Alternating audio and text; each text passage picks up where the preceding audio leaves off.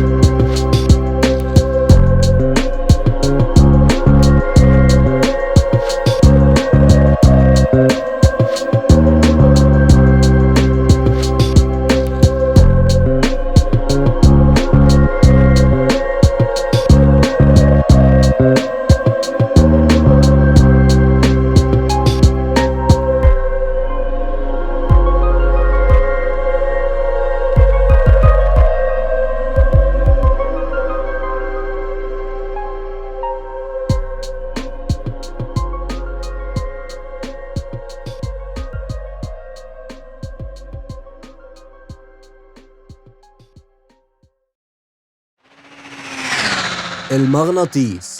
الراجل اللي مقطع السمكة وديلها شقي ولذيذ، عارف التريكات والحركات اللي بتجذب الستات، فاهم انت؟ وعارف ازاي يلفت النظر ويشد الاهتمام من بق السبع زي ما بيقولوا، ويفضل وراها يزن لحد ما تقع في غرام. بص كده من الآخر بيتلذذ بغريزة الصيد. صيد ايه وبتنجان ايه؟ قلتيلي صيد، يعني انتوا بتحبوا تعيشوا دور الفريسة. ما علينا. الجنتلمان المتربي اللي زي حالاتي مؤدب محترم، ممكن يفضل يحب في صمت لحد لما اللي بيحبها تديله إشارة خضراء تسمح له يقرب. في الغالب مش بياخد حظه قوي من الاهتمام إلا لما يدخل أرض المعركة، ساعتها أخلاق الفرسان بتظهر وتبان. مش تقوليلي غريزة الصياد. طب يا جيركمان لو هي ما اديتوش الإشارة وراحت لواحد غيره تضيع؟ بقول لك ايه، نقطة للشقاوة ومن غير كلام 1-0. 1-0؟ أيوة، نقطة هنا للباد بوي الشقي. غاويين تعب انتوا، جيركمان وباد بوي. طب والمسؤولية؟ بصراحة واضحة، أبو عين زايغة بيحب دي ويسيب دي ويعلق دي ويوعد دي، مفيش أدنى إحساس بالمسؤولية. ما عندكش اخوات بلاستيك يا أخي، ولا بيهمه بكرة هيحصل إيه. أنا بس هي تفتح الباب وأنا شيلها في نن عيني من جوه. أنا بس لولا إني عارف إني مش جاهز لسه كنت كلمت أبوها وأمها والجيران وعملت فرح. ويقول لك آسف أنا مش هقدر أكمل، أنا عندي ظروف. هو فعلا عنده ظروف. ويقول لك المشكلة عندي مش عندك. شفت؟ أديك خدت النقطة وبجدارة، ونقطة لأبو إحساس بالمسؤولية. أمان وطمأنينة.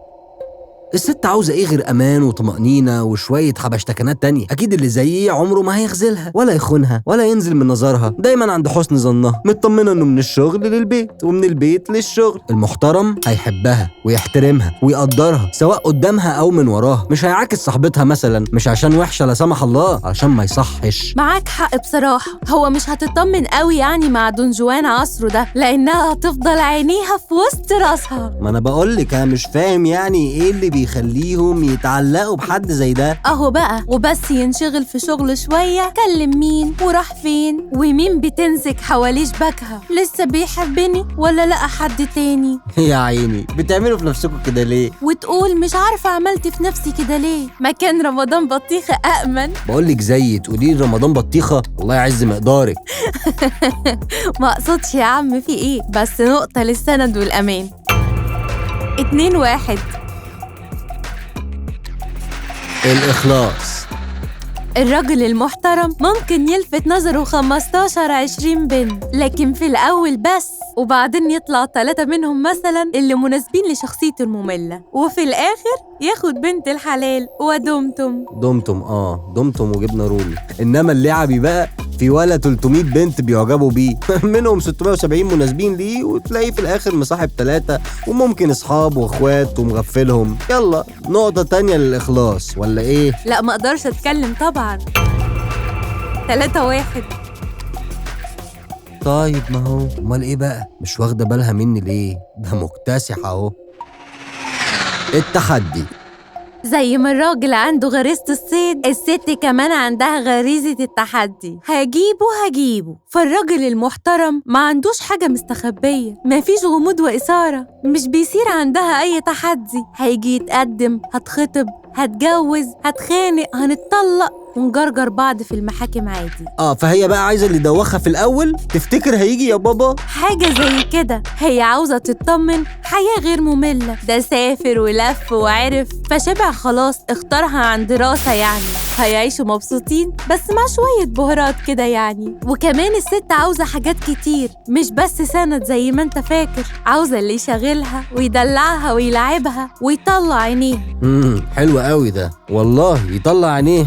ياما هنشوف. امال ايه، عاوزه اللي فاهم كل صغيره وكبيره ويعرف يطلع منها ألذ ما فيها. راجل يخلي صاحبتها يغيروا منها انه اختارها، فتحس بنفسها زياده وتلمع كده. وتقوم مفقوعه عين من صاحبتها، محترم عين كده. والله عندك حق، بس هي عاوزه واحد محترم كان باد بوي يعني وتاب. يعني بوردر لاين باد بوي، يعني بيعرف يتحنجل بين الشخصيتين. ايوه، جنتلمان كده ومحترم قدام الناس ويبقى معاها آخر جنين. نقطة للباد بوي، والنتيجة تقفل على 3-2. ولو إن أنا نفسي أديله نقطتين 3-4-10. طيب أروح أصيع أنا الأول بقى وارجع لك عن إذنك. النهاردة إحنا صوتنا كان للجنتلمان المحترم الملتزم اللي هو أنا يعني. يا ترى يا بنات انتوا صوتكم لمين؟ ما تنسوش تعملوا لايك وتجاوبوا علينا في الكومنتس. واعملوا سبسكرايب وفعلوا زر الجرس عشان توصل لكم فيديوهات تحديات كتير. هيظهر دلوقتي على الشاشة 2 من أكتر الماتشات إثارة. انجوي.